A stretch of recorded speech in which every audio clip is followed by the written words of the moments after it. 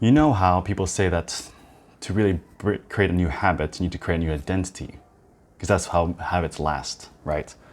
But the thing is that how do you create a new identity? It's such a tough concept, and you can only really understand it once you've created the new identity. Oh, I am the person that makes X amount per month. I am the one that makes 10,000, 20,000 per month, whatever. I'm the person that's fit. I'm the person that has a beautiful relationship. But that's the end goal. How do you actually get there? What is the shift that's happened? And I just had an amazing realization that I wanted to share with you about how to make that happen. Like, what's the step of creating that identity shift? So stay tuned. That's where we're going to go. Firstly, because for me, I used to be super scared of public speaking. I think most people are. It's a massive fear that a lot of people have. Public speaking is something that is pretty scary. Not going to lie. And for example, I was super shy in high school. Shyest kid, would stumble upon my words just trying to read a book in front of a class, and I get made fun of, which basically reinforces me staying shy, not speaking up for myself. But then I had a transformational experience of when going through university. I said, I don't want to be shy anymore. I want to stand out. I want to be the person that makes friends and has connections and has beautiful moments. And so I did, because I bought myself a 30-day challenge. I think it was like a few $100. As a 17-year-old, $400 was a lot. But it was a 30-day challenge of getting myself out of my comfort zone. And what happened was that through every day, I didn't even complete the challenge, but I did 10 days. 10 days of every day going out of my comfort zone. What I had to do is basically approach strangers, ask for a compliment on day one, call up a store or someone and tell them a joke. What else?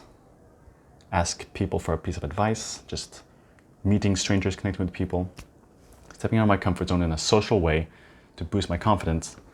What happened was that a couple times I got rejected by a Swiss grandma, like saying, hey, we don't do that here. But most of the time, 90% of the time, people would say, wow, you're brave for approaching and for asking for that. So what happens there? First of all, the new behavior is being reinforced. Okay, great, because we stepped out of the comfort zone. But the identity is not changed yet. Because to change identity, you need to believe that you're this confident person. And my brain was like, this is just a few coincidences. And what is that? That's the fear. There's this fear of basically, well, in this case, rejection, fear of failure. As long as this fear is more intense than the self-belief, the identity has not shifted. So what you need to do in order to really get that new identity is go past this fear so many times, reinforce that new behavior until you can show yourself that you fully believe in this new identity.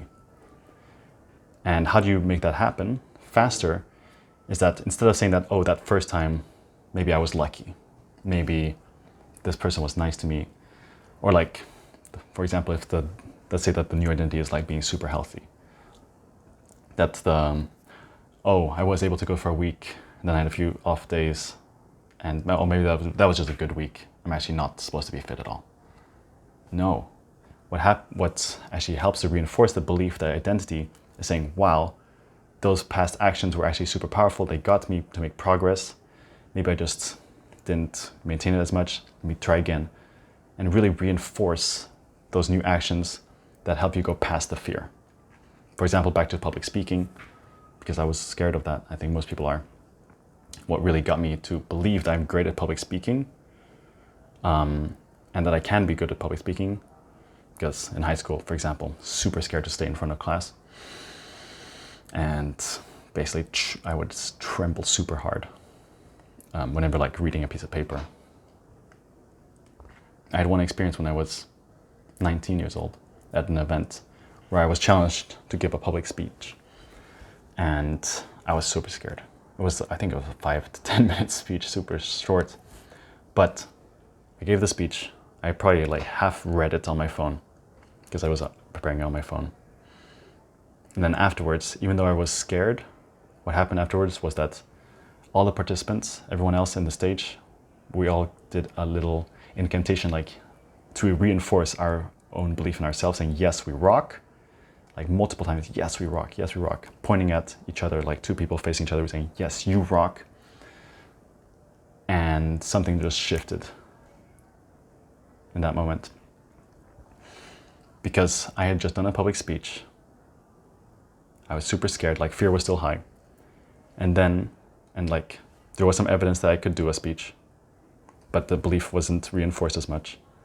But afterwards, when we were shouting at each other saying, yes, we rock, yes, we can do it, we are unstoppable, then that self-belief went so high that afterwards, any moment where I thought about doing a speech, there was still a bit of fear, but it was so much lower.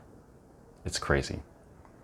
And then I gave, like, recently, like last year, let's say that was 5 years later, 6 years later, I don't know, math. 6 years later, I gave a speech, and I was so excited to go on stage. I gave a great speech. Fear, there was still a bit of fear, because public speaking is always going to be a bit scary. But I gave such a good speech. I gave a talk about education. And the beautiful thing is that it was reinforced, like this belief that I can give a public speech was even reinforced afterwards by another friend that watched it online. He said, wow, you're actually a really good public speaker. And then boom, now it's solidified. Now it's super solidified. This fear, maybe it's here, but the self-belief is there. The self-belief of this new identity I can give a public speech is there. So how do we go from not believing that we can become this new identity to actually making it happen through small steps, and then reinforcing this new belief and identity that I can do it by acknowledging that you have done it before, and you need to celebrate the fuck out of that. Celebrate the small wins so you can make the steps until you feel that the fear is no longer as strong as the belief in yourself and the ability and the new identity. Does that make sense? Let me know in the comments. Massive breakthroughs. Love you all, and have a great day.